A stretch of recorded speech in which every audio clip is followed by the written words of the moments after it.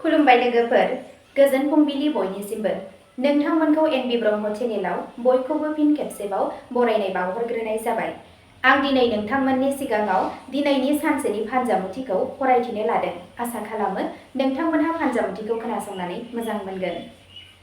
नोंथांमोना भिडिअखौ नायना मोजां मोनोब्ला लाइक, साबस्क्राइब, कमेन्ट आरो शेयार खालामनानै होलांब्लानो जाबाय।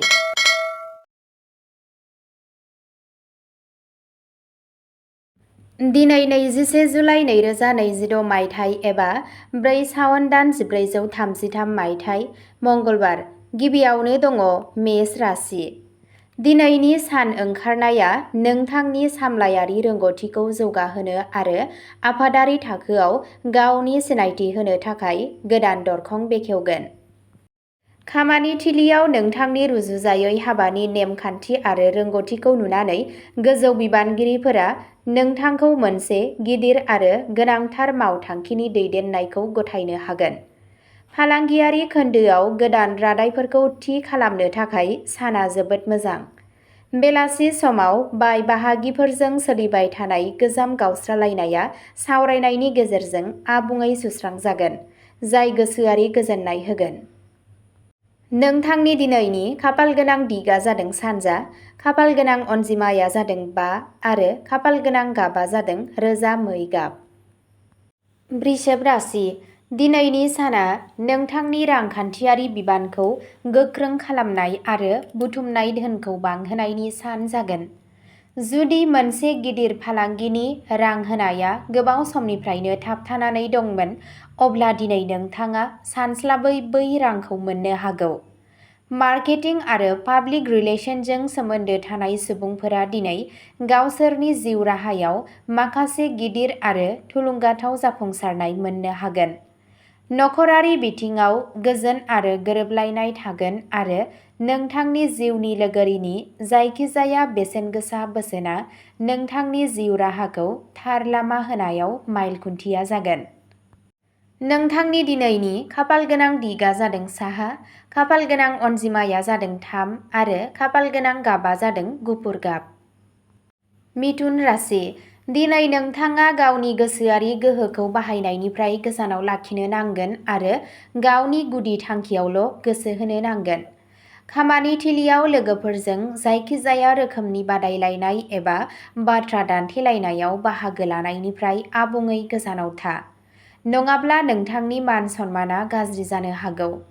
हा सम्पथि एबा आजै-आजौनि सम्पथिजों सोमोन्दो थानाय आयदाफोराव मोजां दावगानाय जागोन, जाय इयुननि थाखाय मुलाम्फानि लामाखौ रोखा खालामगोन। दिनै रांखान्थियारि बिथिङाव गावजों गाव दबथायनाय आरो बाजेटखौ मानिनाया मुलाम्फा गोनां जागोन। नोंथांनि दिनैनि खाफालगोनां दिगा जादों सा-सोनाब, खाफालगोनां अनजिमाया जादों 7 आरो खाफालगोनां गाबा जादों गोथां गाब। कर्क राशि। समाजारि बेंखनाव नोंथांनि फोथायथिखौ बांहोनाय आरो गोदान बाहायजाथाव सोमोन्दो गायसननायनि नोजोरजों दिनैनि साना जोबोद मोजां जागोन। टेकनिकेल सोलोंथाइ एबा बादायारि आनजादफोरनि थाखाय थियारि जानायाव नांथाबना थानाय लाइमोनफोरा दिनै गावसोरनि खस्थ'नि मोजां आरो गोजोनथाव फिथाय मोननो हागोन। नोंथांनि जुक्तिगोनां रोंग'थिनि थाखाय दिनै फालांगियारि बादायारिफोराबो नोंथांनि पलिसिफोरखौ नाजावनो गोनां जागोन। सावस्रिनि बिथिङाव सोलिफुबाय थानाय गोजाम जेंनाफोरा दिनै आबुङै जोबलांगोन आरो नोंथाङा गोदान गोहो मोनदांगोन। नोंथांनि दिनैनि खाफालगोनां दिगा जादों खोला-सोनाब, खाफालगोनां अनजिमाया जादों 1 आरो खाफालगोनां गाबा जादों जोंथि रुफा गाब। सिंह राशि। सिंह राशिनि सुबुंफोरनि थाखाय दिनैनि साना गावनि गोहोम, मासि आरो समाजारि मान-सन्मानखौ बांहोनो थाखाय मोनसे गोहोगोरा सान जागोन। सरकारि खोन्दो एबा खुंथायारि सिबिथायजों सोमोन्दो थानाय सुबुंफोरखौ दिनै मोनसे गिदिर आरो जोबोद गोनां बिबान होनो हायो, जाय नोंथांनि गोग्गानायखौ बांहोगोन। दिनै फालांगियाव बायग्राफोरनि हाबफैनाया बांनायनि जाहोनाव नोंथांनि सानफ्रोमबोनि आयाव गोबां मुलाम्फानि रोखा इसारा दं। गथ'सा हान्जानि मोनसे गिदिर जाफुंसारनायजों नखरनि मुंखौ स्रां खालामगोन आरो न'आव खुसि थागोन। नोंथांनि दिनैनि खाफाल गोनां दिगा जादों खोला सानजा, खाफाल गोनां अनजिमाया जादों 9 आरो खाफाल गोनां गाबा जादों रोजा गेरुवा गाब। कन्या राशि, खाफालनि आबुं मददजों नोंथांनि गासैबो थाबथानाय आरो जेथो गोनां खुंथायारि हाबाफोरा दिनै जेबो जर'खा होंगो-दोंगो गैयाजासे गोरलैयैनो फोजोबगोन। गोजौ सोलोंथाइनि थाखाय नाजानाय फरायसाफोरा दिनै बबेबा मुंदांखा फसंथाननिफ्राय फन फैनो हागौ, जाय बिसोरनि जेंनाया जोबगोन। दिनै मोनसे गोदान स्टार्टआप जागायनो एबा गोदान फालांगियारि खान्थि मावफुंनो थाखाय गोहो आरो नाजानायजों बुंफबनाय सान। नोंथांनि बिमा-बिफानि सावस्रिखौ मोजां खालामनाया नोंथांनि गोसोआव मोनसे गिदिर बजाखौ खमायगोन। नोंथांनि दिनैनि खाफाल गोनां दिगा जादों सा-सानजा, खाफाल गोनां अनजिमाया जादों 2 आरो खाफाल गोनां गाबा जादों बादाम गाब। तुला राशि, दिनै नोंथाङा जायखिजाया रोखोमनि गिदिर बेटिंनि हाथाइ एबा गोदान राङारि खैफोदफोराव रां थिसननायनिफ्राय आबुङै गोजानाव थानांगौ। मावख'आव थाखोमानाय बेरेखाफोरा नोंथांनि मावखान्थिफोरखौ फेलें खालामनो नागिरदों जानो हागौ। बेनिखायनो नोंथांनि आन्दोनि सानथांखिफोरखौ रावनोबो फोरमायनो नाङा। गारि बाहायनाय समाव नाजानाय आरो सामलायनाय गोख्रैथिखौ लाखि। जायखिजाया गोब्राब थासारियाव नोंथांनि जिउनि लोगोरिनि एंगारनो हायै गोसोआरि हेफाजाबा नोंथांनि गोसोखौ लोरबां खालामनो होनाय नङा। नोंथांनि दिनैनि खाफाल गोनां दिगा जादों सोनाब, खाफाल गोनां अनजिमाया जादों 6 आरो खाफाल गोनां गाबा जादों निला गाब। वृश्चिक राशि, जुलियारि जिउआव गोबाव समनिफ्रायनो सोलिबाय थानाय गोजाम गाज्रि आखुआ दिनै आबुङै जोबलांगोन आरो सोमोन्दोआव मोनसे गोदान मोजां मोनलायनाया जोनोम जागोन। फालांगियारि बाहागोदारी मावफुंनायाव आबुं गोरोंथि लाखिनाया नोंथांखौ दिनै माखासे गिदिर आरो गोलाव समनि मुलाम्फासिम लांनो हागौ। बायजो हादोरारि फालांगि, लजिस्टिक एबा इम्पर्ट एक्सपार्टजों सोमोन्दो थानाय सुबुंफोरा दिनै बुहुमनां थाखोआव मोनसे गिदिर टेन्डार मोन्नायनि गोख्रों आरो मोजां नेरसोन नुनो मोन्दों। नोंथांनि दिनैनि खाफाल गोनां दिगा जादों सानजा, खाफाल गोनां अनजिमाया जादों 8 आरो खाफाल गोनां गाबा जादों सिन्दुर गोजा गाब। धनु राशि, दिनै नोंथाङा जायखिजाया गोजाम आयेनारि नांज्लायनाय, बिजिरसालिनि केसफोर एबा आजै-आजौनि नांज्लायनायफोराव गोबां जाफुंसार जानो हागोन, जाय नोंथांनो गोसोआरि सुखु होगोन।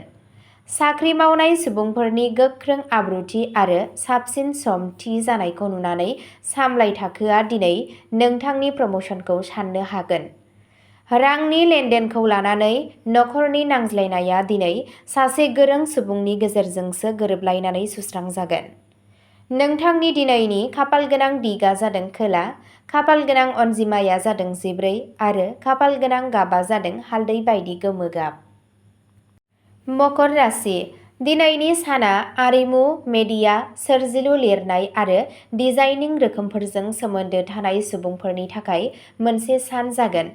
स्टक हाथाइ एबा मिउचुएल फान्डफोराव साननानै गोलाव समगान्थि रां थिसननाया इयुननि थाखाय बांसिन रांखान्थियारि मददनि बिथा गायसनगोन।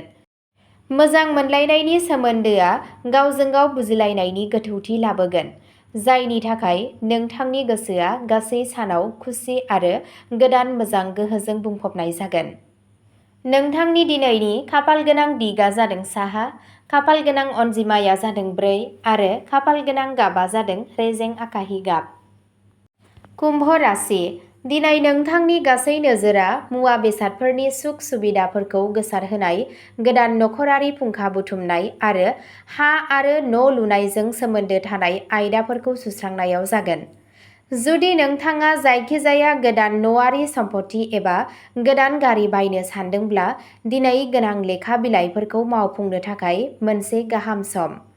नोंथांनि बिमाजों नोंथांनि सोमोन्दोआव गोसोआरि खाथि सोमोन्दोआ बांगोन। दिनै खामानि थिलियाव गुबुननि इसिङारि खामानिफोराव आखाइ होनायनिफ्राय गोजानाव था। नोंथांनि दिनैनि खाफाल गोनां दिगा जादों सा-सोनाब, खाफाल गोनां अनजिमाया जादों 11 आरो खाफाल गोनां गाबा जादों रोजा जामुन गाब। मीन राशि, दिनैनि साना नोंथांनि गोहो, फोनांजाब रोंग'थिनि गोख्रों आरो गोदान फालांगियारि दावबायनायनि सान। बिदा-फंबायजों जुरिजेननाय जायखिजाया फिसा फालांगिनि सानथांखिया इयुनाव गेदेर राङारि मुलाम्फानि गुबै जाहोन जानो हागौ।